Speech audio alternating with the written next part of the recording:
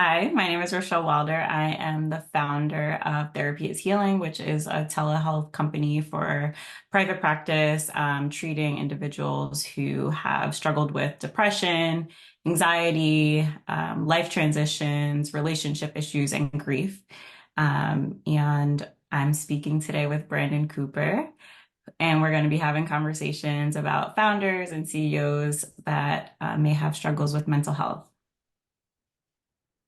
Awesome.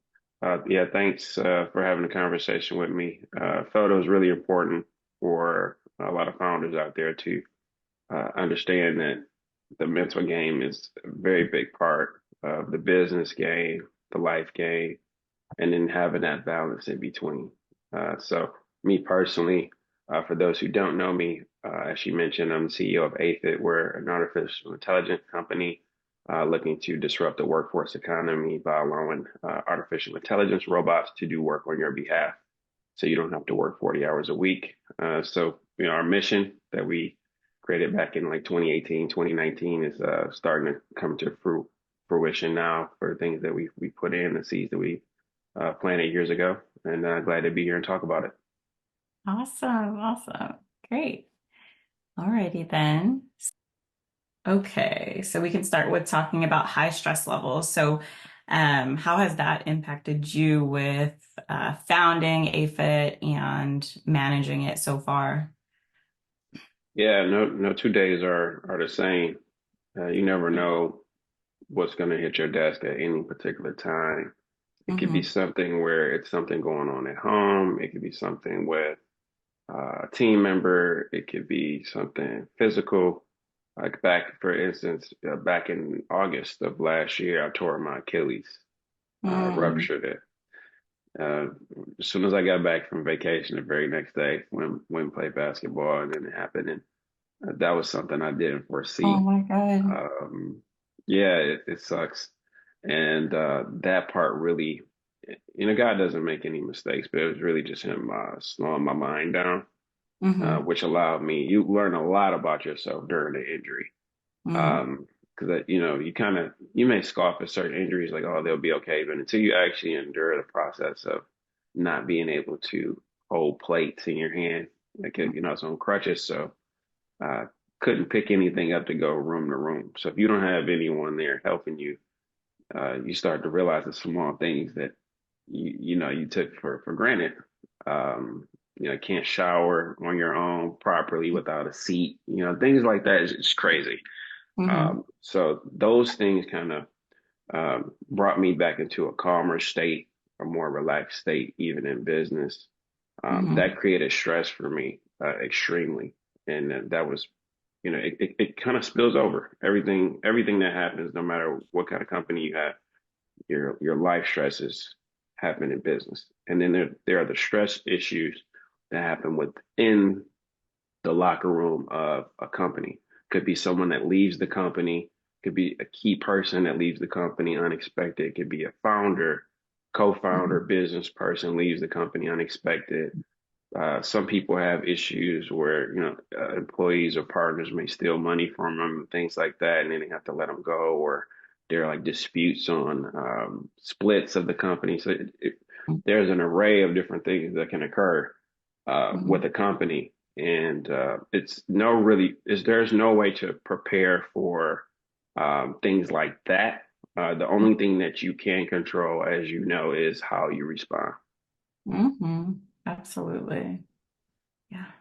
Yeah, I agree with that. And I'm so sorry that you had to go through that, especially right after vacation. I'm sure you were like ready to get back to work and all that kind of stuff. And then Man, it kind of slowed you down. He had different plans for you.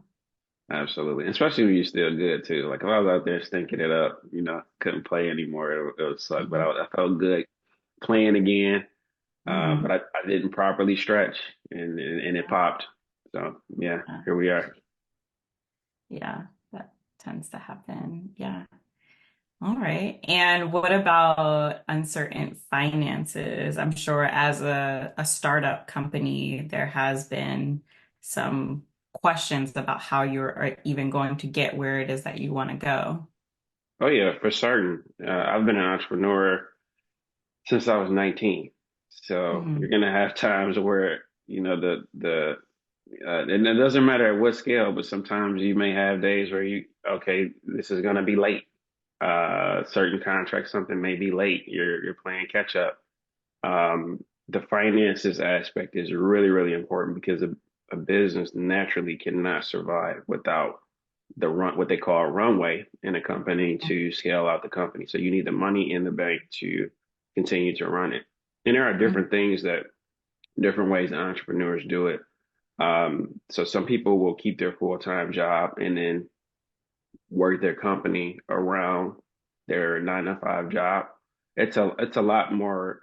You'll feel more comfortable in terms of not having to worry about how you're going to feed yourself and how you're going to pay the bills. So I would advise entrepreneurs out there listening right now to make sure you take care of those finances, to take care of yourself, if you have a family, especially if you have kids, you really can't take as much risk. So if you're a person who's uh, in their 20s or whatever it may be, and you don't have kids yet, I advise you guys to take more risk, Mm-hmm. earlier before you actually have kids because things are a lot different. If you have mouths to feed, it's a different ball game. Or if you have a spouse or a wife or husband, whatever it may be, um, Mm-hmm. you don't want those struggles at home, and they can occur. No, every month is different for an entrepreneur, but it's really Mm-hmm. just about you being able to weather the storm with being practical on what's best for you. I think the best time to actually leap and do your company full time is when it's taking you away from business, where your company is generating revenue and it's pulling you away from actual clients that are giving you the residual income. And then also starting a company that, if you can, something that's recession proof. If you have something that's, you saw what COVID did to businesses. If you rely completely on brick and mortar, you have a dangerous business. And I'm not saying that it's not a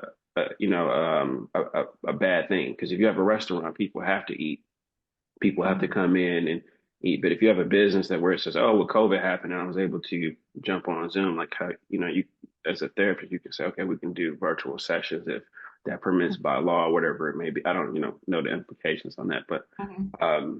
those businesses can survive because you're able to pivot to the conditions of the time. Like it doesn't matter uh, what kind of business you have. So, like, if you're selling mustard or spatulas, people are never going to stop buying ketchup, right? Mm-hmm. It's a Mm-hmm. very unsexy business, but a lot of founders want to create these crazy things like me, these alien type inventions, Mm-hmm. opposed to just doing something like napkins. So you manufacture doorknobs Mm-hmm. for enterprises. Those people make millions of dollars Mm-hmm. do simplicity, doing the very simple thing. So that would be my 2 cents on, like, starting a business that's lower stress, easier to manage, Mm-hmm. and meditation is key for Mm-hmm. your stress levels and your finances too. Because yeah, if you like, the title of our talk is normalizing chaos. We have to normalize the roller coaster that we're going to be on. That way, you're prepared for it. Mm-hmm. Absolutely. And you were mentioning spouses and having children and other obligations and things like that. So, how do you have or manage your work-life balance? Yeah, I do great. So like with my son, for instance, I'm able to take care of my business, but I can turn it off when I'm done working. Mm-hmm. And I also like the aspect, to be honest, because he's looking up to me, he's saying, "Oh wow, okay." Subconsciously, he's like, my dad is working on his own schedule. He's Mm-hmm. working on his own hours in terms of like how he's doing compare and contrast. And then spouse, having a support system, like a spouse is like a vice president, right? Mm-hmm. You're running ideas off of them all the Mm-hmm. time, uh, trying to say, "Hey, what do you think about this? What do you think about that?" And you have to have someone who is supportive of the dream. And Mm-hmm. I don't care who you are. Some people, they have a time clock.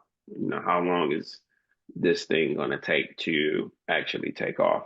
And then Mm-hmm. uh, understanding that from your spouse is important too, because if you're going on 2 years, 3 years, like, everyone's time bomb is different. Some people may say, "Hey, look, this is rough. I can continue to, some people, I know certain stories where uh, a wife may carry the load. I know situations where the husband carried the load for his Hmm. wife, right? Whatever works best for your household, you can't let the uh the BS of social media or well, the 50-50 and I need and all of that is just brainwashing junk. You don't see any other ethnicities doing that crap but us.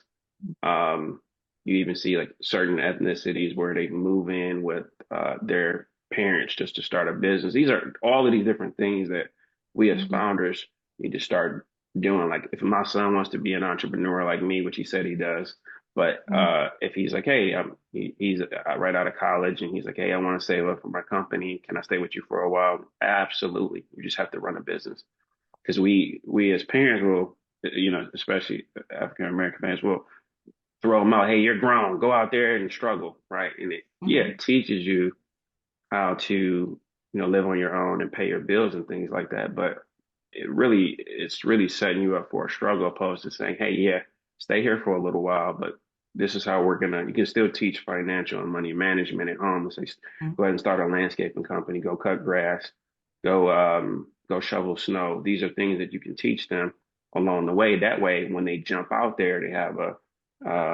750 credit score or whatever it may be because they didn't have to jump out and struggle. Hmm. And struggle isn't a bad thing, right? Like you need to know, like, oh, okay, I'm starting to understand what my parents had to go through and the sacrifices that they had to make in order to put a roof and food on the table, a roof over my head and food on the table.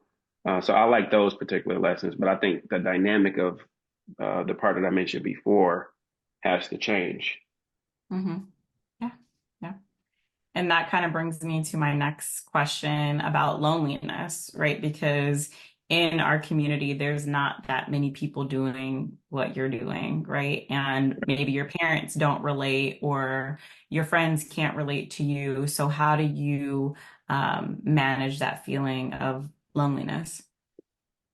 It's going to happen. The saying goes, it's lonely at the top, and you may not even be at the top, but Right. you're on a different path. You're a rhino amongst cows or amongst sheep or whatever you want to, not in a like a derogatory way, but Hmm. you're taking certain risks that these people can't relate to. So if you think of it I always consider everything like if you think in terms of a frequency chart. Hmm. So let's just say you have, or like a building, right? You have the roof and then you have the basement. Hmm. When they say there's levels to it, it is levels to it, but there's also levels to frequency. So you start off here with friends, people you grew up with, you share a lot of common ground, but some people get stuck here. They may get Hmm. stuck on the second floor, maybe even the third floor. And as you continue to go floor by floor to a higher frequency, you try to pull them up, you feel certain resistance. Like if you've ever brought up certain conversations in a room and then you start to see people tune out and they'll change the conversation or their frequency can't relate to your frequency. There's a mismatch, there's a disconnect. So what Hmm. happens energetically is you zig and they zag. And maybe, oh, well, how come such and such didn't come to the party? Oh, well, yeah, they missed the flight or they weren't feeling well. That's really just the energy field moving things around for you, and Hmm. you're magnetizing towards the people, circumstances, energy that matches your frequency. So the Hmm. loneliness, and to like to bring this all back full circle to the loneliness is you end up, there are a lot fewer people up here. The people that are up here doesn't mean like you're looking down on people as if you're higher than thou, or whatever. But when you're up on the roof, there's not that many people there. And those aren't usually the people that have always been in your life down here. That doesn't mean you don't talk to them and watch football games with them and things like that. You can separate those things.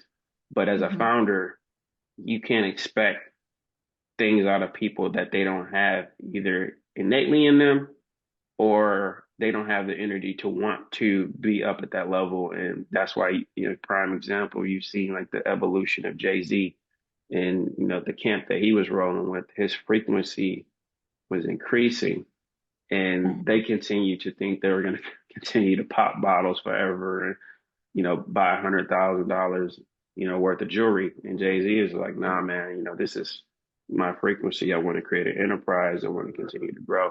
So it's Mm-hmm. very, very lonely on your journey. And the best thing you can do is try to find a mastermind group with of other founders, other people who are on your same frequency, and then the loneliness decreases. I love that. I love that analogy that you use. That's so true. So true. And it's not anything personal, right? It's just that Right. your path is different than somebody else's and you're growing at different rates. Correct. Correct. Absolutely. hmm Okay. All right. And then what about fear of failure? Have you considered that? How have you overcome that fear? So fear fair for me in particular is different. I've I'm so I've traveled so long, going back would make zero sense. It's almost like the meme you see on social media where the miner is digging, and then hmm there's the jewel the like the hmm gem, the jewel, whatever, the gold, whatever you want to call it, is right behind hmm a few more digs, and then he quits and turns around. hmm You never know how close you are, hmm because as an entrepreneur, you may get the worst news about something about the company, and then at 3 o'clock, in the afternoon, you get the best news, and then you're excited again, and you're like, "Am I crazy?" And hmm I know a lot of CEOs, they say there's symbiosis and CEOs having like being, I think it's psychotic, they kind of being having to be a little bit crazy. You have to be crazy to do that. hmm But fear of failure, I don't have any fear of failure because I believe, and I want people to take this quote to heart. My saying and quote goes, you have to make success doing it in the journey, hmm the success, and you have to hmm take it away from the results. Once you take away results being success, you've already succeeded because you're doing what you love no matter what comes out of it. hmm Um, it's very important to say, look, I'm a teacher. I love to teach. Doesn't matter how much I make. I'm a fireman because I want to be a fireman. That's success. hmm People say, oh yeah, I'm successful because I'm a millionaire, I'm a billionaire, or I'm a celebrity, or all of these different things. Those are results. hmm So you can decrease your fear of failure by having that type of mindset going into the business while you're running the business. And then like Jeff Bezos had the same, he calls it a regret minimization framework, which is something I thought about too, where you basically project yourself into the future as an older person and look back on your life, and then you minimize the amount of regrets that you have. So that yes, that definitely means sacrifices, hmm um, taking risk. Me and my good friend of mine, Tommy, we talk about high risk, like they're saying it's high risk. Like, yeah, you go high risk. But you should calculate that high risk, right? As I mentioned, like you have kids and, oh yeah, I'm gonna take out a mortgage from my company and things like that. Those are dangerous grounds. There are other hmm ways to do it, but you just have to understand the game that you play. hmm Yeah, absolutely. Yeah. I think there's a huge stigma associated with the mental health struggles that CEOs and founders face. You mentioned that sometimes CEOs or founders can be a bit crazy or psychotic, but I think it has more to do with Yeah, passion, right? Being maybe a bit more obsessive than other people and working very diligently, working a lot harder maybe than other people would work because they have this right. idea that they really want to manifest and translate to the masses. Um, and so that's how that a lot of CEOs lead to burnout too, because they're so obsessed that they work day and night on this one particular idea, kind of like this attitude of I'm going to work myself to death to get the outcome that I want to reach that pinnacle of success, whatever that means to them. Yep. Yep. Yeah. It's tiresome. It doesn't matter what industry you're in. Like, the Kobe Bryant was getting up at 4 or 5 a.m. Mhm. and he won 5 championships, and then you watch the Redeem Team on Netflix, and no shade to him, but Carmelo Anthony, he's like, yeah, he was getting up at 5 a.m. He said, I can't get up that early. And he was laughing about it, but he doesn't have any championships. Mm-hmm. So it's a mindset of how bad you want it. And their story was they were coming back from partying. This is during the Olympics. They were coming back from partying at 3 something in the morning, and then as they were going back to get back from the club and everything, they go to sleep. Kobe Mm-hmm. Bryant was on walking into the gym. So Mm-hmm. and then other players like Dwayne Wade, and they started to look say, okay, we have to take upon that mindset, and it takes an extreme level of focus if you want to be the best at what you do. You have to go into that mode and ignore this what I call the game of illusion. Mm-hmm. Mm-hmm. So it's all Absolutely. illusion. It's just test. It's just Mm-hmm. test. That's it Mm-hmm. Absolutely. Discipline is so important in this game, for for sure. sure. Hmm. Okay. And what about criticism and judgment? How has that impacted your ability to stay focused, to stay disciplined and determined to reaching your goals? Hardest part is imposter syndrome. If it's taking you a long time to get things off the ground, Hmm. um, there's already enough frustration within self to say, "Oh man, this is taking a lot longer." But I think it's circumstantial. I think if you can't use it as an excuse, but depending on which industry you're in, it's a lot harder for if you're a woman, if you're a woman of color, you're trying to raise capital. Different ball game than Elizabeth Holmes with Theranos, who doesn't have a background in her company for blood, and she can go raise a company, get billions of dollars, Hmm. and it'd be a scam, right? No one of color could ever do that. Hmm. They would never. I mean, they would say not never, but they would never do that with the African American woman and say, "Oh yeah, you don't have the credentials, but here's a few billion dollars." It just doesn't Hmm. work that way, right?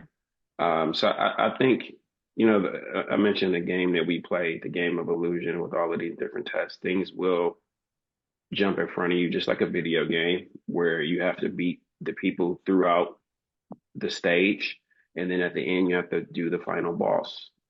Being in business is the exact same way Hmm. um, on this particular journey. Hmm. Yeah, absolutely. Yeah, I think that there's a lot of pressure for you or for CEOs in general to have this superhero kind of mentality, or they think that you're superhuman or something like that. But we all have human experiences and have human emotions. And so it's a bit unrealistic to think that of someone, and that leads to burnout. Yeah, it's important. That's why we're having a conversation now. It's important to talk about that burnout, talk about the chaos. I think Hmm. normalizing chaos is important because everyone wants to put all the highlights on the internet of how great things Hmm. are, how everything is. It's like, no, there's so many people going through things. We go through the same things at different times, different stages. Oftentimes it's the same based on your particular age group. The younger group can learn from older people, so it's important to get mentors so you can avoid a lot of these pitfalls too as a founder. But we need to get rid of all of this. Everything is glamorous, and I love to see posts. I remember like The Rock was talking about how he went and wrestled, and he barely had enough money, and he went and ate at Waffle House. He was like, "Man, I remember that he had the fanny pack on and everything," but he was like, "Yeah, man, I was so broke and all these things." And I Hmm. love seeing that. Yeah, like show the negative account balances. Let's show more of that. Like, hey, this was, obviously you want to people want to show it after they've already succeeded. It's like, oh, okay, you're broke now. No one's gonna do that. Hmm. But it happens. It's a real thing when you're it's also a baby that you're feeding with your company. Absolutely, absolutely. I think those unrealistic expectations that come from social media or come from friends or colleagues, when they kind of see you in this light of doing everything and being everything, they want to put that on you as well, not knowing that you're dealing with your own mental health struggles and that, I'm human just like you. I'm glad you said that too. You know how we talked about people that can't relate to what you're doing. If they haven't been a founder and they're just, it's no offense. Like if you're just working a job, Hmm.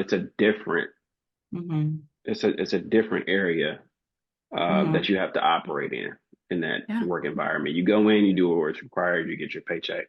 Over here, the pay isn't there. You're probably not on payroll. You probably took money from savings to start the company. You bootstrap, put on your bootstraps, you got it going. But yeah, I think people project their negativity onto you and their Hmm. criticisms. Like majority of people are extremely negative, and Hmm. people project this negativity onto you, and you know this best. How they really just they kind of dump things into your yard is what I call it. Like if you cleaned up your house, you wouldn't let someone walk into your living Hmm. room and dump trash in the middle of the floor. Yeah. But for some reason, we let people do that to our brain and do that to our Hmm. energy. Hmm. Keep people out of your yard. They want to, you got to weed whack. It's a constant weed whack. You got to constantly keep people out of your garden all the Hmm. time. Absolutely. Absolutely. Yeah. Having that discernment of who is welcome in your life and who isn't, or who should be in your life and who shouldn't, is difficult sometimes, And especially if yeah, we're dealing with trauma or we're not certain about certain people and things like that. yeah, and the genuine people, there are people who are going to act like, they may see your potential, but they're really a hater. They may say sly things like, "Oh, that little business," or "How's your Mhm. small bit? How's that little company going?" Or you have to correct people. It's not you being Mhm. sensitive, but Mhm. those are small things that people say and do just to kind of undermine what you're doing because they aren't doing anything. Um, Mhm. you know, doers do, Mhm. watchers watch. Yeah. Watchers watch doers. Doers don't watch watchers. Hmm. Absolutely. I agree. Those microaggressions, be mindful of that. Like, oh, Man, you the one with all the money. You got all the money with, let me no. hold something. Yeah. Those are the ones that pocket watching, hating on you. Very important to kind of be mindful of that and give your energy to those who are reciprocating that positive light, that positive energy that's uplifting you and encouraging you to keep going. Yep, indeed. Mhm. Okay. And what about that? Decisions, making decisions about people in your life, making business decisions. How do you manage from sun up to sundown, making all these huge, important decisions in your business? Ocean's 11, you have to have a team. In the Mhm. movie Ocean's 11, you have the negotiator, the salesperson, the person who's in tech, the negotiator for certain things. You need a team. Mhm. Aaron Rodgers has a ball boy. Serena has trainers and Mhm. mental health coaches, nutritionists. These people don't exist without their team. Mhm. You show me a successful person, show me a great team behind them, or circumstances that have pushed them into success. So making business decisions is it's two parts. It's hire your weaknesses and get the hell out of their way.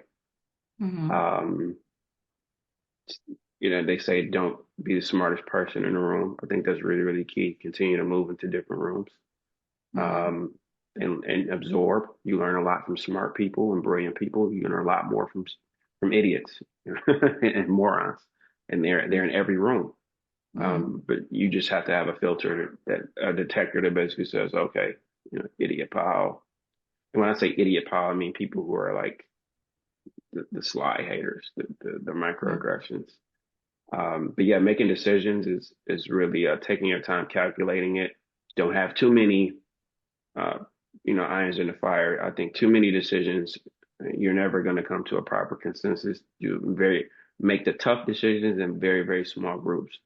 Mhm. Um, and then you definitely have to have. I think having like male dominant teams isn't advantageous for your business. You have to have Women do things a lot like so much better oftentimes. But have great women on your team too. I think have a diverse team. Mm-hmm. Have a global approach, Mm-hmm. and then decision making. Try to make them as quickly as you possibly can, and try to forecast over the next few months what you anticipate things to be, even if it may change. Like if you're in tech, there's no way to predict it because it changes so frequently. Like you might go from, oh yeah, money's digital, and then oh now we're going to quantum, all these different things. That changes a lot, but other industries are a lot more stable. Mm-hmm. Mm-hmm. Yeah. And does your workload change a lot? Yeah, some weeks like yeah, we talked about it. I don't have to be up to 3 in the morning as much as I used to, but I have smaller pockets of those now because I've put the most work into those years. And Mm-hmm. now, the bamboo tree, watering, planting it, whatever. And it took a long time to start to see everything sprout up. Mm-hmm. So business is the exact same way, unless you're inheriting money or something like that. But it takes a long time. Kevin Hart, Mm-hmm. whoever, I mean, overnight success is 10 years. And Mm-hmm. it is a marathon. It is a marathon. You just have to pace yourself. Mm-hmm. Mm-hmm. Yeah. And how do you manage the pressure to get to the finish line? My why, having the biggest why, understanding why I'm doing it. And Mm-hmm. it's to inspire Mm-hmm. young kids, especially people who look like me, Mm-hmm. people who don't look like me, people globally, other countries, to be able to, touch people. Hey, how you doing? And change their life. Like to one sentence can change someone's life, especially like someone like youthful in adolescence. Kind of steer them in another direction and get them to see you because when that rubber band stretches, it doesn't go back. So you can gear people over to that. And yeah, when I've done interviews and things like that, I don't really do it for self. Like this is great for my family. I let them like brag on the things that I've done, but that's not for me. It's really just to say, hey, look, man, I'm a kid from Detroit Mm-hmm. who went through a lot of issues, as a child, but people have it a lot worse. But that's why my why is bigger than Mm-hmm. other people, some people that I know, because they're a little more comfortable. When you're in a comfort zone, there's nothing really pushing you to get out of that comfort zone. You kind of live there. So it's the regret minimization framework that Bezos talked about.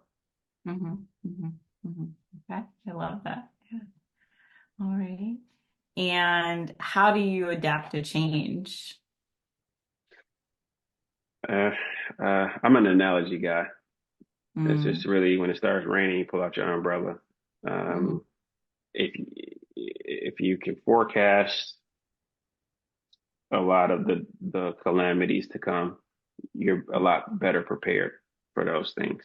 So it's really important to have some foresight on your industry Mm-hmm. and your stress levels, the people that are around you, and figure out, okay, what do I need to adapt to a certain change when the worst thing happens? How do you try to prepare for when the worst thing happens? And in that way, you put yourself in a good light because when it happens, you're not hit by surprise, and there will be surprises, even ones that you didn't anticipate. Mm-hmm.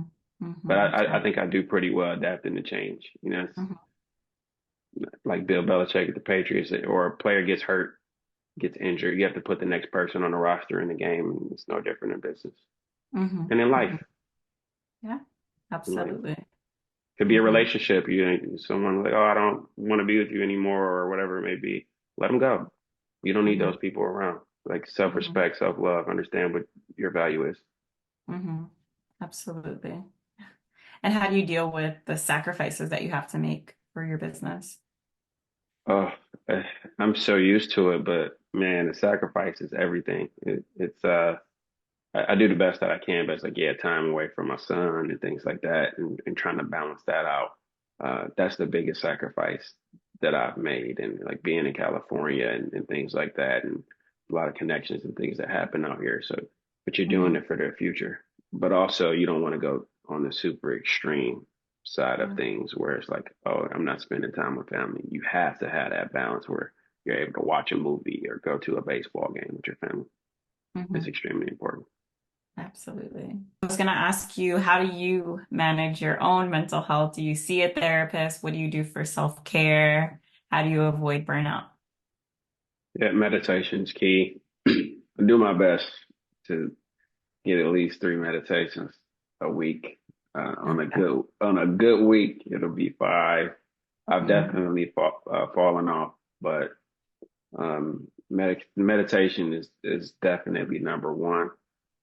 Keeping God at your center is, I would say that would be actually number one. Keeping God at your center would be number one. Like just knowing, like, Mm-hmm. hey, I know it's tough, but you're getting me through everything that's happening right now. And then what meditation does is it actually decreases your stress levels. Listen to a lot of Joe Dispenza and Bruce Lipton and understanding the subconscious mind and how to program yourself so you can listen to certain programs when your brain is in theta before you go to sleep. You can listen to like affirmations or ask affirmations where it talks to you as if it already happened, opposed to you repeating it to yourself, Mm-hmm. because the mind will reject it if you're just doing regular affirmations. So affirmations, the audio is telling you like, why are you so powerful?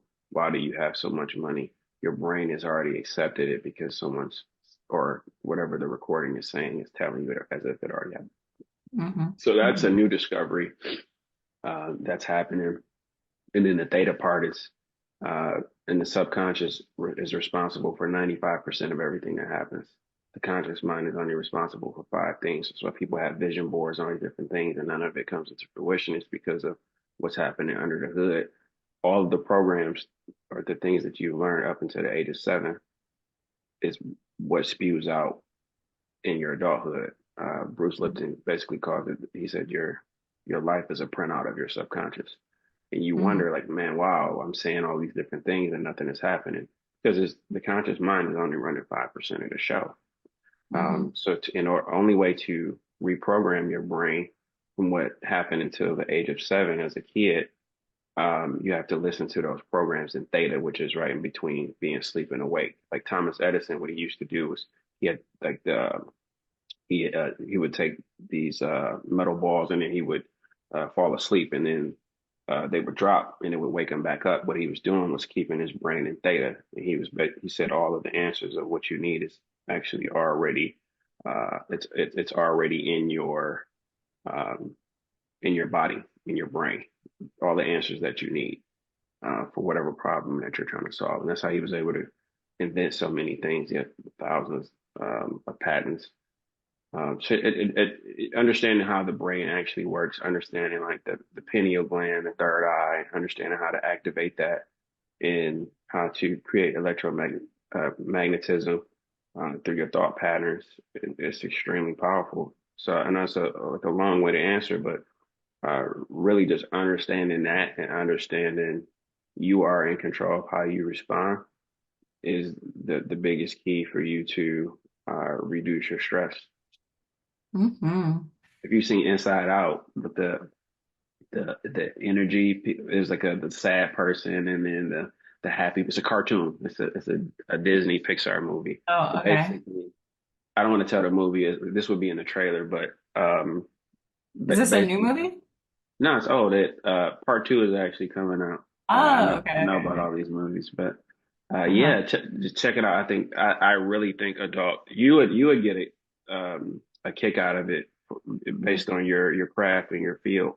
Mm-hmm. But really, there are these different emotions in a cartoon that are inside your body, and then Mm-hmm. they basically store all of these memories and things happen based upon what triggers like the anger emotion comes up, and then they're fighting each other in there. Check it out. It's I think if people understood like that's happening under in their body, they'll have more control over their Mm-hmm. emotion. Yeah. Yeah, Absolutely. I love how you're talking about rewiring your brain, and there's so many different ways to do that.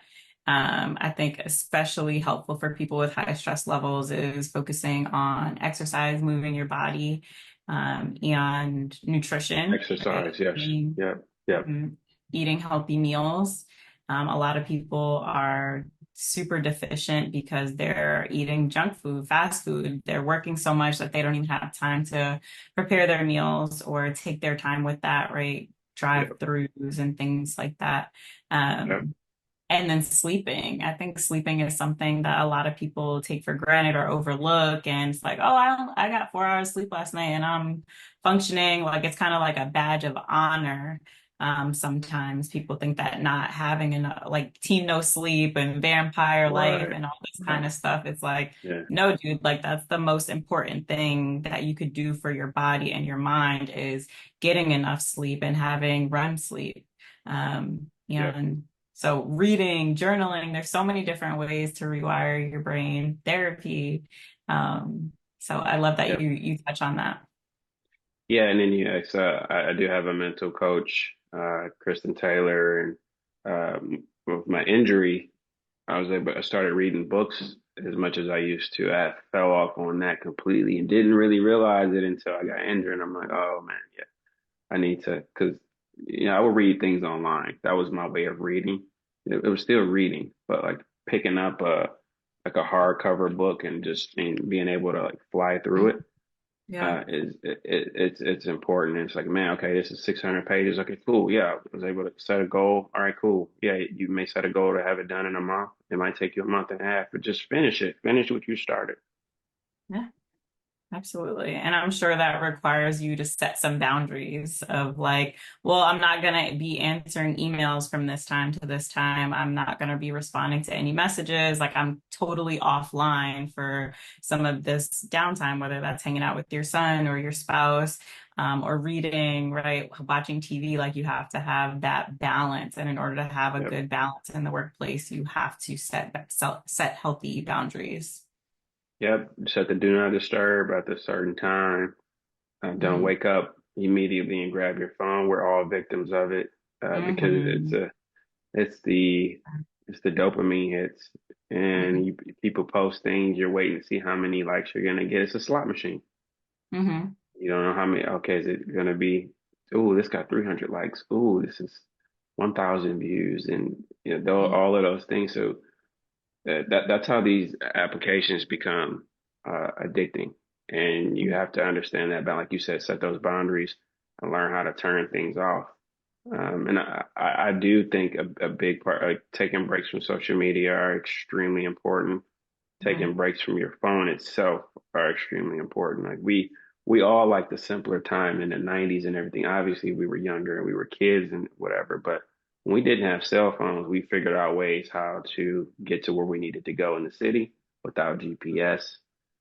We found friends in the neighborhood on our bikes without a phone. Where are you? We went around until we found them and we got excited when we saw them. Like, oh, there Yeah. they go. Like these are things that we were able to do, and then now we're a lot more lazy brain, where we rely on these tools now, um, and we no longer rely on our instincts. Which I'm not saying like, hey, you should be sitting here reading a map. I remember when I was in San Francisco, when I was with the Silicon Valley for a conference one time for a blockchain conference, and caught an Uber and my driver, he had a map. I was like, oh hell no, man. Like I was like he had to park on the side and I had to get another Uber person, whatever. I don't know what was Oh going my on with God. them, but I was like, this can't be life, man. This Oh is my God. That's he was crazy. he was an older guy, man, but I saw that, man. I was like, oh my God, man, come on, bro. You can't, Hmm. you really put like I must be on punk, man. Like you really pulled out a map. Like, let me see where I need to go. It's like, nah, man. Hmm. Yeah. And in talking about like social media, that highlight reel of people's lives, I think that there is so many things on there that are just so far from the truth. And a lot of people aren't being vulnerable or transparent about their struggles. They're not courageous enough to talk about that. They only want to talk about all the great and magnificent things that are happening in their life. And that causes a lot of people to feel alone and depressed and anxious. And there's just so much courage in doing what you're doing right now, which is sharing what your struggles have been with mental health. Yeah, it's just so important. Um, Being an entrepreneur, it just isn't easy. It's not for the weak. Hmm. It's not for the weak at all. And we listen. A lot of people want to make impact. Some people don't care about it at all. but we know what that road looks like to the left. We know which roads are dead ends, Mm-hmm. that maybe even some of our parents have taken, um, and how unhappy certain people were when they took this road. And yet and still, we continue to put our kids, everyone else on the same track that didn't work for them, didn't work for us. Um, and you're if you're not willing to change the system, it's going to be the same. You can't cook with the same ingredients for the cake and expect it to taste different. You have to do something different. And that was always my mindset about it. I said, well, you know what? I know where that's going. I might as well take a risk. And Mm-hmm. every day I wake up, it's a question mark, but it's so exciting to go Mm-hmm. out there and to do it. As I mentioned, that is my success. I can't, Mm-hmm. I can't fail. Mm-hmm. I'm doing what I love. I'll be on my deathbed, hopefully as an old man, like, you know what, I did it. Mm-hmm. I took a leap. I have, Mm-hmm. I have, I have no regrets. And Mm-hmm. it's never too late. People may think, oh, I'm 35, I'm whoever's listening, I'm 45, whatever it may be, even 50. Most successful entrepreneurs are in their older years, Mm-hmm. and whatever you want to deem to be older. But what I mean is people aren't creating Mark Zuckerberg companies and becoming billionaires all the time. These are unicorns. Mm-hmm. These are rarities. And then if Yeah. you're a person of color, it's even more of a rarity. Mm-hmm. Yeah. Absolutely. And having that self-awareness and strength and courage is exactly what a leader needs to have, right? Yeah, you have to have courage. You have to have a good support system. Mm-hmm. Even on your lonely days, at least Mm-hmm. someone you can. Don't look at business all day. If you don't force it, if you're having a tough day in business, watch a movie, go to Mm-hmm. the park, whatever, read a book as you mentioned, whatever, Mm-hmm. go exercise, take it out on the exercise and push yourself. Because that's one of the things I didn't mention because I've been doing physical therapy because of my Achilles. Right. But you know, I was like, all right, man, let me make sure I'm eating clean because I'm over here being chubby. Mm-hmm. You know what I mean? Make sure you're eating right. And because I was vegan for 4 years and then went Oh, wow. vegetarian and kind of went up and down and things like that. But now I'm back. I'm vegetarian right now. Mm-hmm. Looking to kind of steer back to going vegan again and just eating a lot cleaner. You know what I mean? Like just taking care of your body, getting sea moss and chlorophyll and echinacea. All of these things that the body needs. Turmeric, black pepper. Mm-hmm. Um, these things are great for the body. Mm-hmm. Absolutely. Yeah. Mind, body, soul, it's all connected. It's all connected. Mm-hmm. Chiropractic work too. People think you go to the chiropractor only when something's wrong. You know, people should go to the chiropractor as if they're the same way they change their oil. Mm-hmm. You should be going every month if you can, and then also getting massages to counteract with that. Mm-hmm. Absolutely. Yeah. Yeah, Anything else that might be helpful for you to mention? I'll flip it back on you. What advice do you give? Yeah, just quickly let's throw it on you real quick. Yeah. So what do you have in your company? Like having, are there certain pitfalls and things that you have to deal with running your company? And then what advice do you give to entrepreneurs out there listening right now? Mm-hmm. Mm-hmm. Yeah, I mean, I think you kind of touched on a lot of the struggles that we face, which is loneliness and having to make a bunch of decisions all the time, having everything kind of fall back on you as the leader and having to ask for help.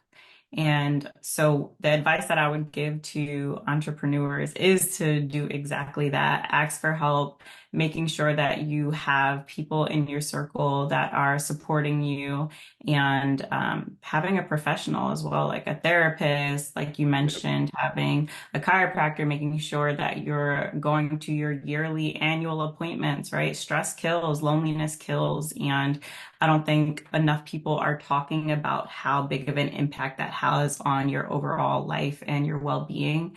Um, And so having a balance, like you mentioned before, too, making sure that you're taking true time off, like when you go on vacation, that you're on vacation and you're not bringing your work, you're not bringing all of your stress to your vacation, just kind of being present and really enjoying yourself. And then the same thing when work is over, turning off your computer, unsubscribing from like your chats or your email, and really just taking that time to be with your family or just be by yourself and having that time to reset and recharge because it's going to be there the next day anyway. So making Yeah. sure you're getting enough rest, you're really taking care of yourself and what you're eating, what you're consuming. We talked a lot about social media and how that can be harmful.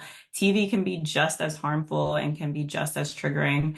Um, Yeah. so there's a lot that goes into it, but most importantly is self-care and setting boundaries, setting healthy boundaries. I completely agree. I completely agree. Yeah, I've enjoyed the conversation. Definitely appreciate your time and yeah, all founders out there, make sure you get with Rochelle and her for her services and let's all again let's normalize chaos. Absolutely. And also, I forgot to mention that I'm going to be hosting a retreat, a wellness retreat at the end of this year, towards the summer. And so that could be something to recharge and unplug and take care of your mental wellness. There's so much power in traveling and being with like-minded people and just relaxing. Oh, that's great. Yeah, you have to send me the details for sure. Yeah. Will do. Will do. All right, awesome. Well, appreciate it. You have a good one. Absolutely. You too. Have a good weekend. All right, thanks.